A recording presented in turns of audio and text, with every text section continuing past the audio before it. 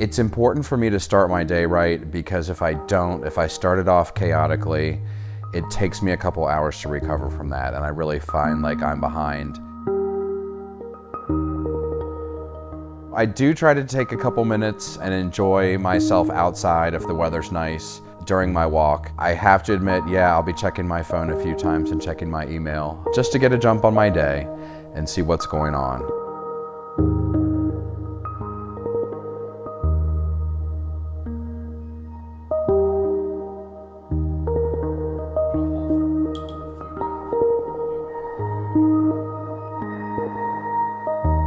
No day is the same for me. In fact, I wouldn't really like it if every day was the same for me. The number one thing that drives my schedule is my client appointments, is being there for my clients when they need me to be available. So I'm there for my clients, number one, and then everything else kind of fits in around that.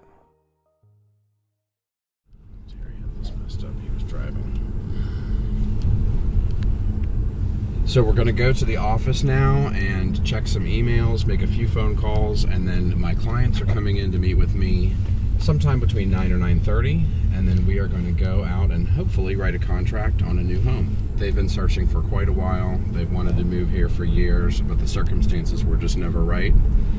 So now they have the right circumstances. Most of the time, my day is coming together, truly together, about 12 to 24 hours in advance. The thing that keeps me positive and flexible during the day, especially when things change, is that I really do like the sense of adventure that it brings. My day can take me from one side of the county to the other, and I'm running around it all day long. Well, good luck today. Where are you guys shooting next? We are going to the office, and then we're going to be out on the road today. We have a couple appointments. Have fun. All right, love you. Bye, guys. Love Bye-bye. you too.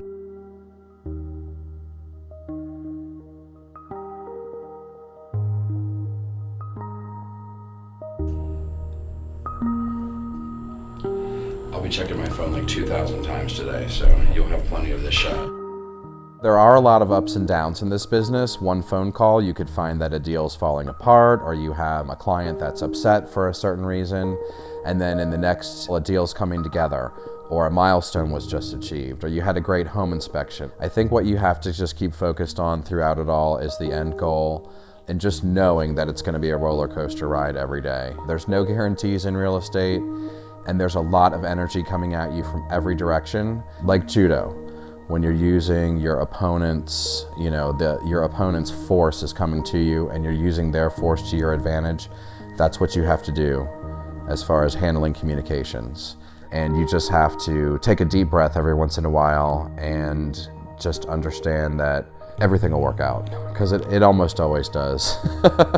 Good morning. Hi, Patty. Good morning. Hi, Adam. How are you? Hi, Tom. Nice to see you. Let's go in the conference room. Okay.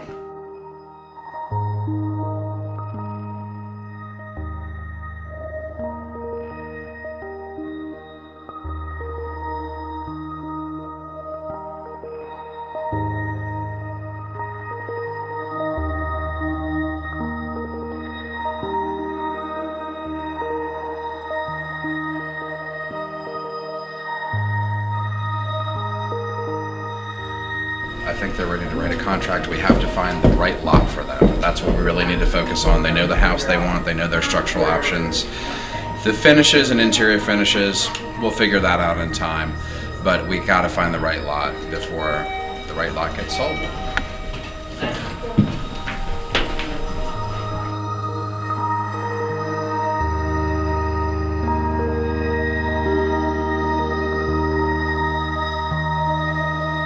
We're going to go meet with Shell Brothers and Molly, who is the sales rep for this community, and sit down and figure out which lot we're going to select, how we're going to orient the home, and then reconfirm all of the major structural options.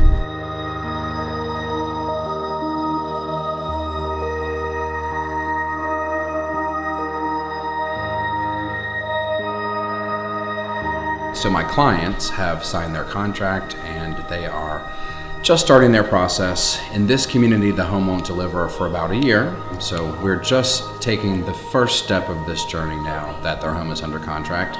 And now we're off to our next stop. So now we're heading to one of my listings, and in this particular home there's a generator, but we're having a home inspection done, and the inspector wants to take a look at the generator, and I'm not sure where the key is because the seller is not living in the house any longer, so it's vacant, so we have to go hunt for the key. The other thing that we're looking for at this house is the propane tank that supplies fuel to the generator.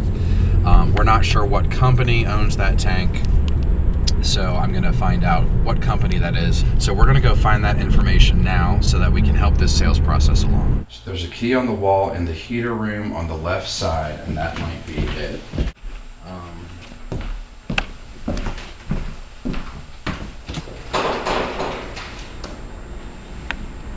I'm going to take a picture of the core just in case we need to get a new key made.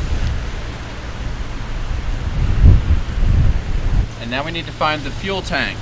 Sudden changes really don't throw me for a loop. I have to be flexible all day long. So I will have to say that chaos doesn't really scare me because I kind of thrive on it, but I try to manage it as much as possible.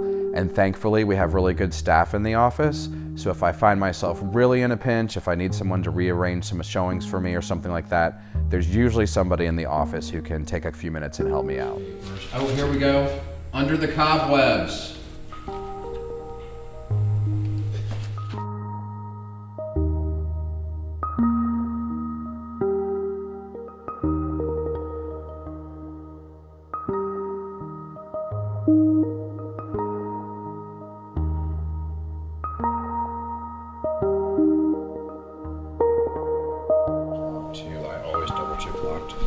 That's the other thing. The worst thing you could do in your client's house, besides like living in it, is leaving the door open and all the lights on.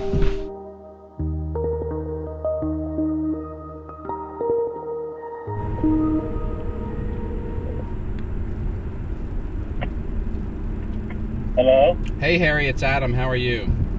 Oh, just fine, and you? Good, thank you. I am headed your way, and I'll be there around 1:50, okay? Yeah, that's good. So now we're heading out to the country. We're going to Bridgeville. This is a home that I had helped my client purchase a few years ago, and he's enjoyed it very much, but he is thinking about retiring now and moving down to Florida. So we are going to go catch up with him again and talk about putting his house on the market.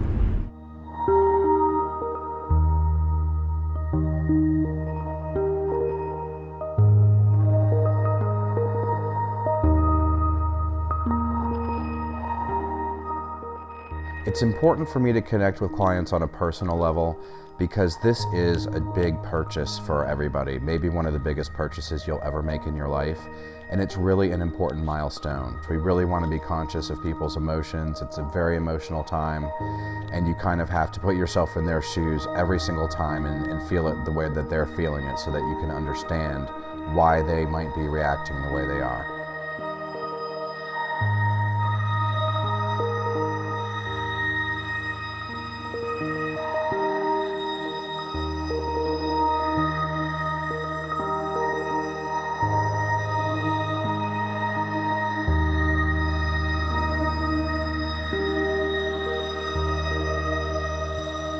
So right now we are going to one of my listings to turn on the lights and turn the heat up just a little bit. It's a really cold day today. We have a showing and I want the prospective buyers to have the best possible experience at my listing. So we're here to get the house ready for them. And then I'll come back later in the afternoon and shut it all down.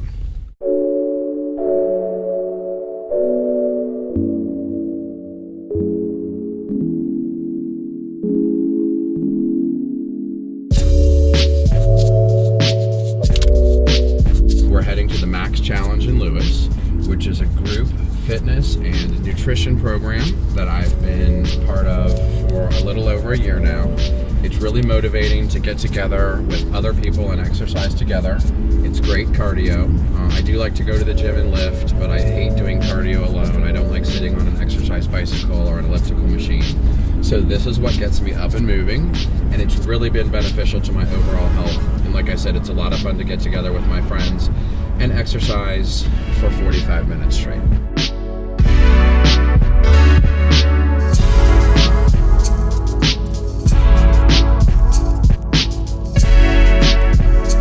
I don't have a whole lot of time off, so I just have to make time off for myself. That's why I really do try to take an hour or two for myself to work out every day. That's time just for me to kind of release the tension from the day, focus on myself. There was a time between 2015 and 2017 when I was so incredibly busy at work and I just had no time to work out at all, and I gained weight, I got out of shape, I got really unhappy. My cholesterol was high. It was not good for me physically. And so that was actually one of my signals, which is like, hey, stop what you're doing, change it up, and get yourself healthy again. I think that once you get into any good habit, it just keeps momentum. It makes you feel good. Getting results with exercise, it's about stressing your body over and over again and having your body grow from the experience. And so that's the analogy that I have to make to work. Every failure, makes you a little bit stronger. Every stressful situation makes you a little bit stronger, and it builds you up over time and makes you better. So we're done with the max challenge and it's time to go do leg day at the gym.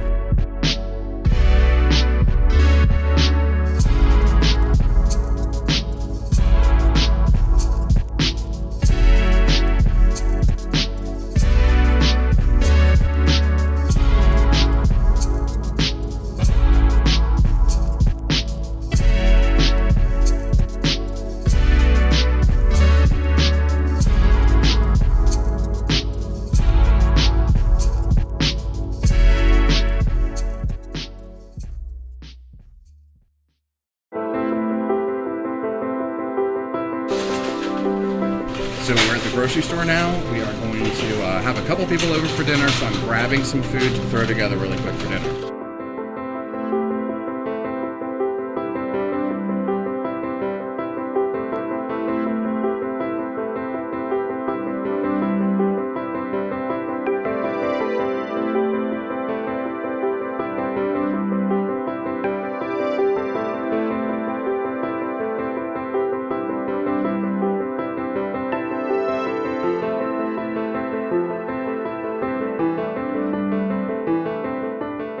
After I graduated from college, I worked in the health insurance industry for 2 years, and then I had an opportunity to quit work and go back to school full time and go to cooking school. Cooking is honestly relaxing for me. I know for a lot of people it's stressful, but for me it's fun. It's fun to just be creative. It's very important for me to have balance in my life, spend a little more time with friends and family, a little less time working. If I didn't love my work, I definitely wouldn't be doing this. As it is right now, a light week for me is going to be 60 hours of work, so that's where the hard part is. It's really hard sometimes to say no to a new appointment, to a new opportunity, but sometimes you just have to do that in order to take some time off for yourself.